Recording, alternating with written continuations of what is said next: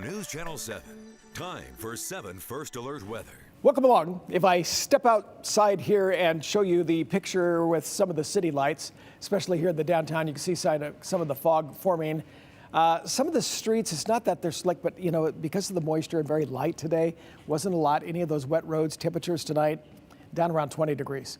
Just watch for areas of black ice or some slick spots that are possible in the morning, and especially along with fog. So there's our next challenge in the weather, besides how cold it's going to get. The current temperature is 29 degrees in Boise, 27 in Mountain Home. So take a look at some of your temperatures there. Twin Falls with 27, Stanley with 24. Now I'm going to flip the map. Ready? Show you the wind chill. The wind chill is 20 in Boise, but it's 24 in Stanley because they don't have much in the way of wind.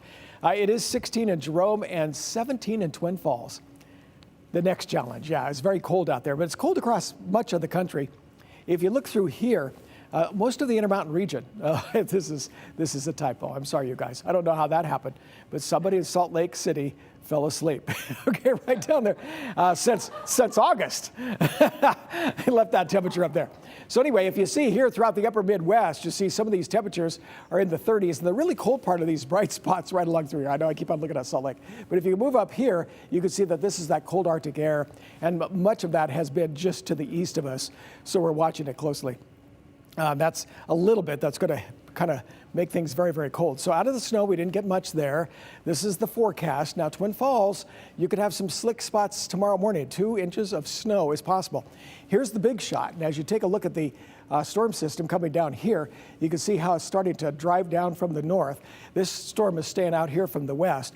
And then the next area of moisture is up here, as you see coming in Saturday, Sunday, not quite in here. It's going to go into Montana, but that's our next chance of snow, which is the first part of next week. And all this is really introducing us to cold temperatures. So as you see here around the Magic Valley, high temperatures will be into the mid-20s for tomorrow. That's around the Magic Valley or Central Mountains. A little colder than that. Some of the highs in the lower 20s. Western Mountains, you see 26 for McCall, 28 degrees for Cascade, 26 in Emmett. Napa with 27. In the lows, there's a 17 for Meridian tomorrow morning. And then you can see the low down to 22 degrees for Boise with a high temperature of 29 degrees. So here's the big shot here as you take a look at the 7-day forecast, 29 degrees for tomorrow. And then you see these cold temperatures down to 10 Saturday morning, Sunday down to 7 degrees.